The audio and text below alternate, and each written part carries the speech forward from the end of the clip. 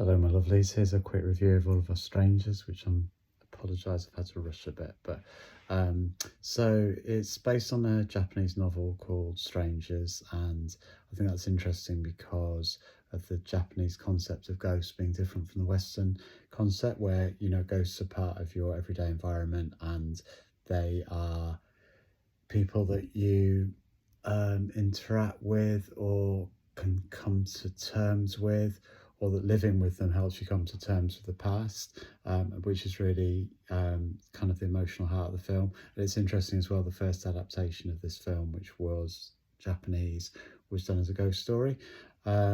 So I wouldn't say the film is literally a ghost story, and I don't want to give anything away. It's much more ambiguous than that, but it's definitely about coming to terms with the past, and it's no spoiler. It's very clear from early on when the main character starts interacting with his family, that he's interacting with a version of his family from when he was a kid, and part of that is about coming to terms with what it was like to be gay in the 80s. So the director, Andrew Haigh, said a generation of queer people are grieving for the childhood they never had, which is a really poignant summary of one of the key themes in the film. But it's a lot more than that. I mean, the film is about longing, loss and reconciliation in general.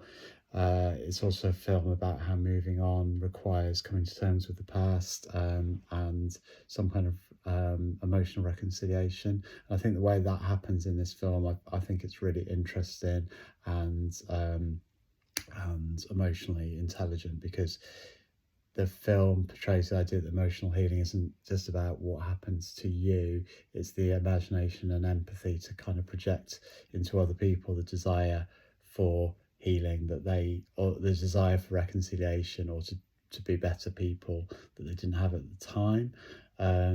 So it's almost as if you give permission to the past selves of other people to imagine themselves differently, if that makes sense.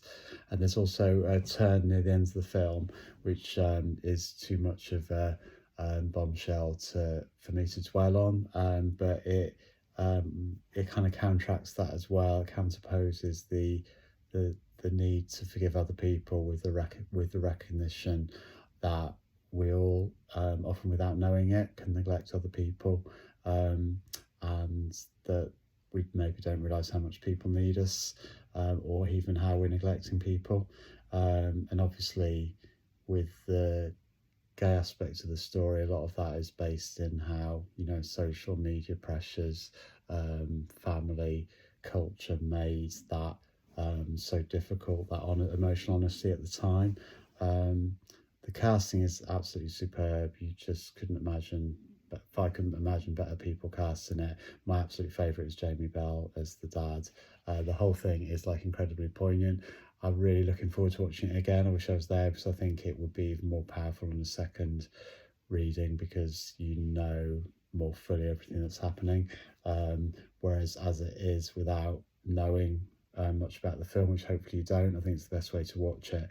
It is a constantly shifting emotional roller coaster, and I think that the actors that are cast, they really help give the characters room to kind of glow and fully develop, and I think that is probably more than enough if I don't want to give anything away. Oh, except to mention that Andrew Haigh has made other films you might have seen. Like he's a British director. He's done amazing indie films like oh god, I can't remember now. 45 Years, about someone in a relationship, sort of having to come to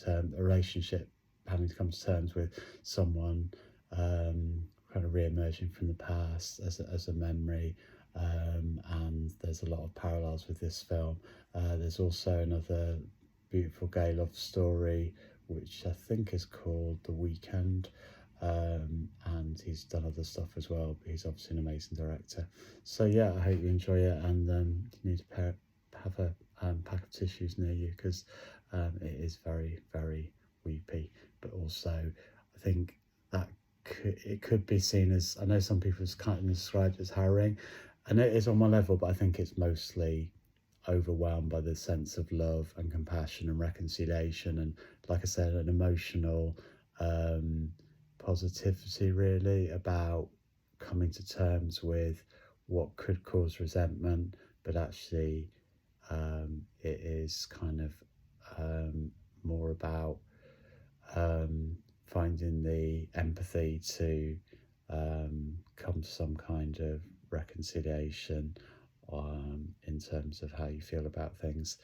Sorry, that's all very waffly at the end, but okay, enjoy, bye.